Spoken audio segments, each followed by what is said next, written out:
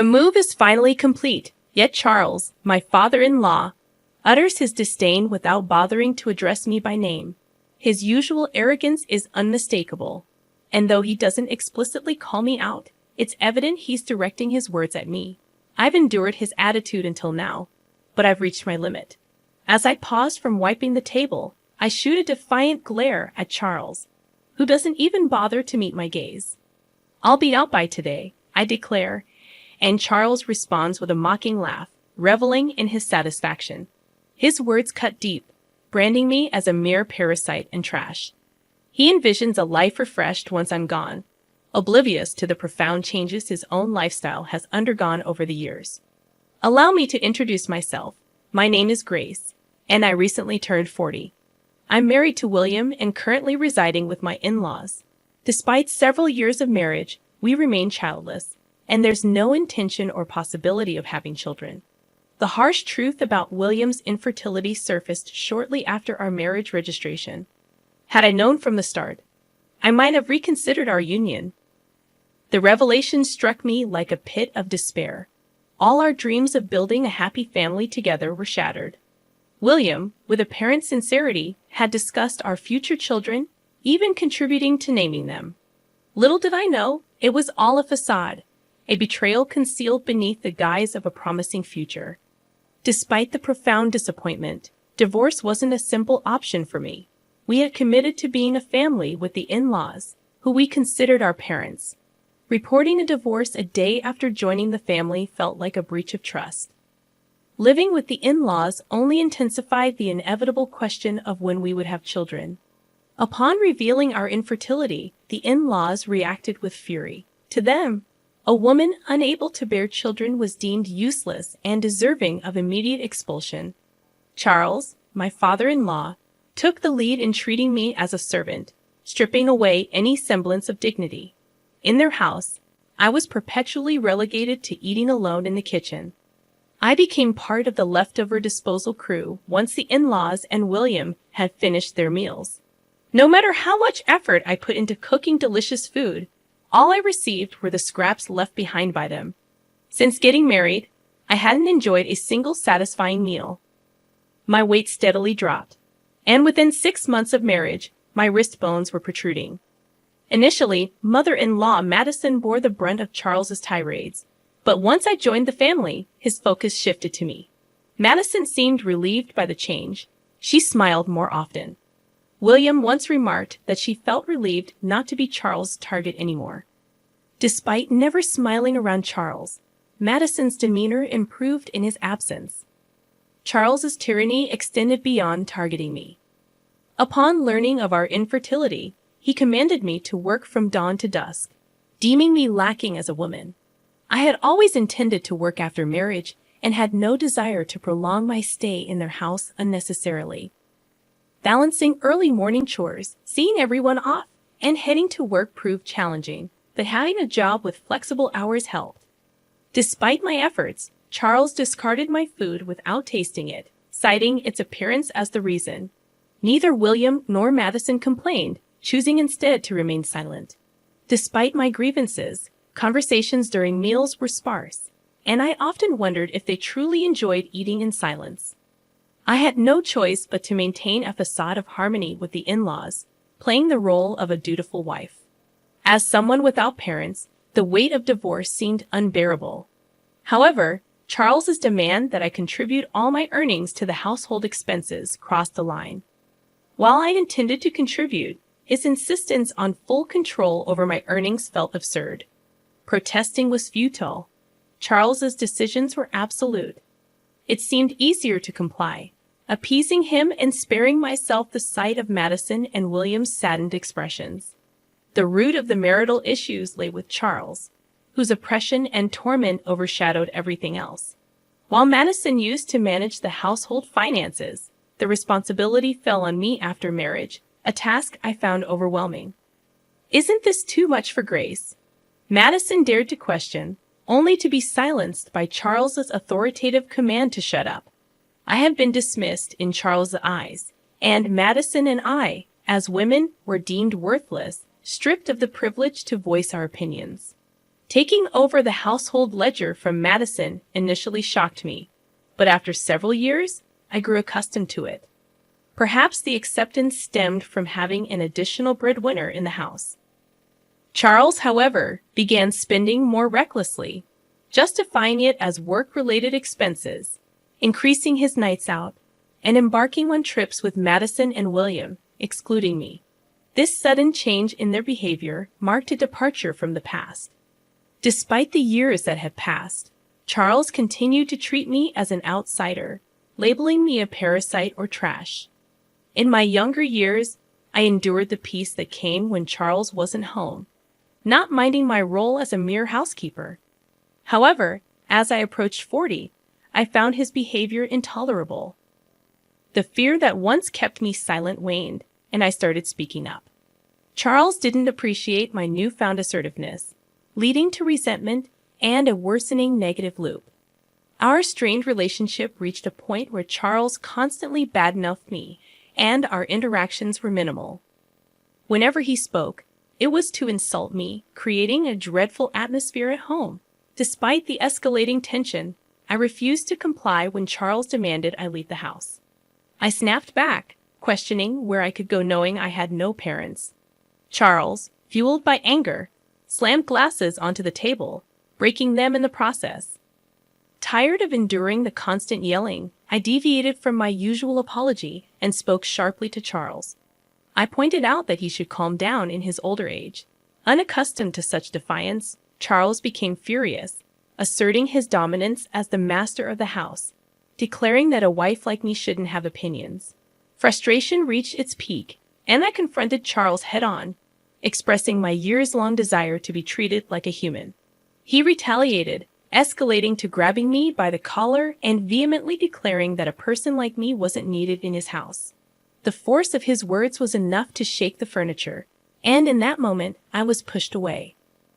I should have offered an apology right then and there, but I could no longer contain my frustration. Fine, you want me to leave. That'll make you happy, right, Charles? I looked up at him, unable to stay silent any longer. Yes, he spat out, condescendingly looking down on me. Then I'll do it, I declared.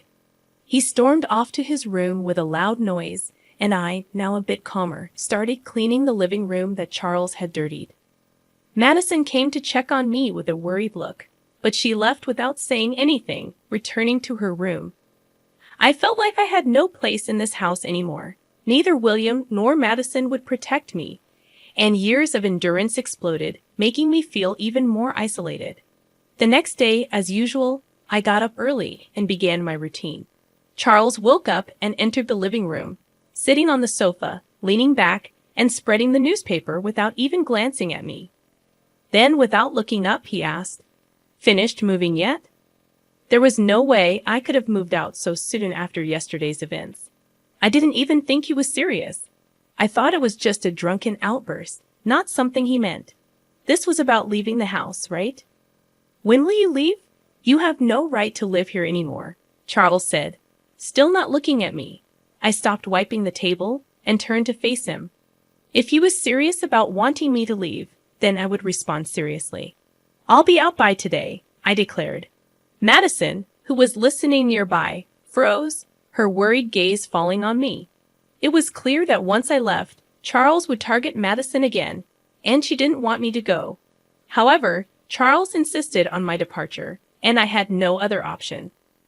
Charles laughed loudly, likely satisfied that he was getting his way. I rushed out of the living room, quickly packed my things, and left the in-laws' house. I hadn't decided where to go, but I felt liberated. I sent a message to William, who was already out, asking him to divorce me. A lawyer would contact him, and then I turned off my phone. Over the next few days, I found a lawyer and had them contact William and the in-laws. Charles, thinking divorce was inevitable, pressured William into signing the papers quickly. Despite William's reluctance, he signed the agreement under Charles's glare. I signed in front of the lawyer, and the divorce was finalized.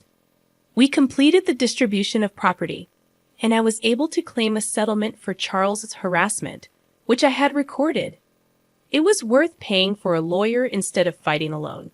Charles, concerned about his public image, avoided any complications by involving lawyers. Knowing exactly how much money Charles had from managing the household finances, I suggested an amount he could just about afford. With the property distribution and harassment settlement paid in full, I started a comfortable life in my own apartment. I used to hate being alone before marriage, but after living with the in-laws and getting divorced, I embraced the newfound freedom. I've grown to appreciate the solitude of my own time.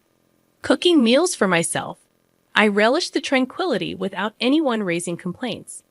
About 3 months after the divorce, Charles persistently calls, and though I assume it's nothing positive, I choose not to answer. However, a momentary lapse results in me accidentally picking up. "What have you done to my house?" Charles's voice booms through the phone. Instinctively, I move the device away from my ear to endure the loud onslaught. I respond, "I haven't done anything. I left the house as you instructed."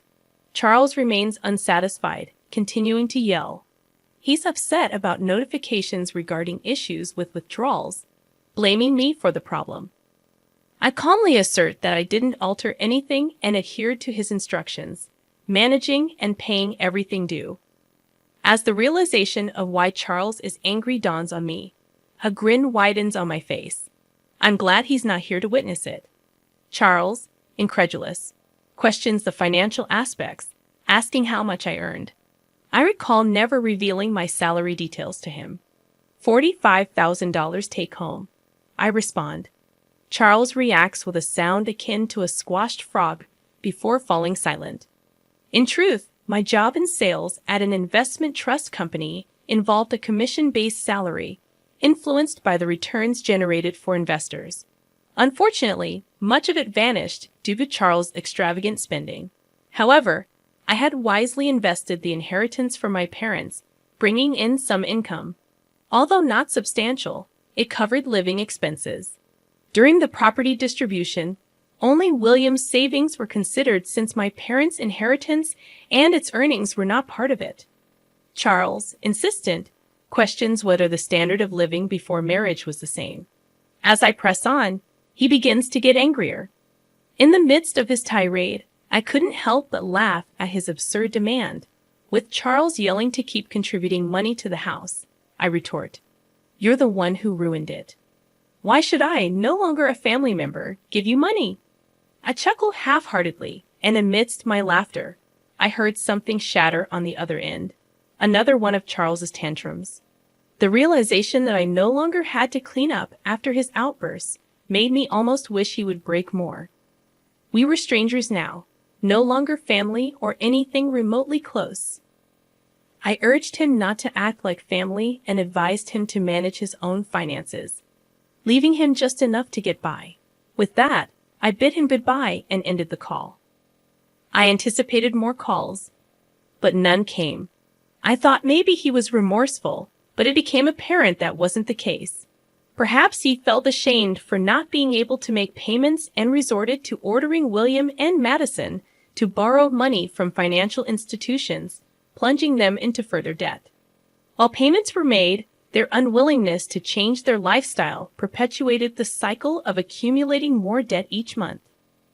I learned about this when William pathetically contacted me, even expressing a desire for reconciliation. Furthermore, William proposed cutting ties with Dad and getting back together. However, such a suggestion seemed hypocritical coming from someone who never stood up for me against Charles' harassment.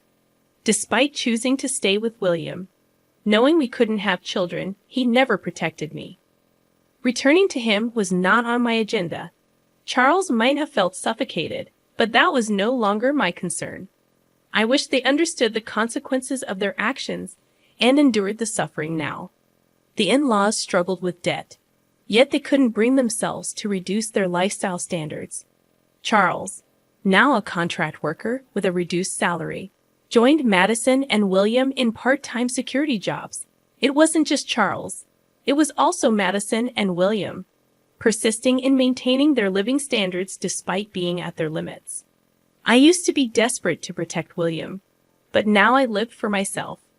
At 40, having children might be challenging, but I remained open to the possibility. Before the divorce, waking up felt like a chore, but now I woke up feeling refreshed, eagerly anticipating a better future in my new life.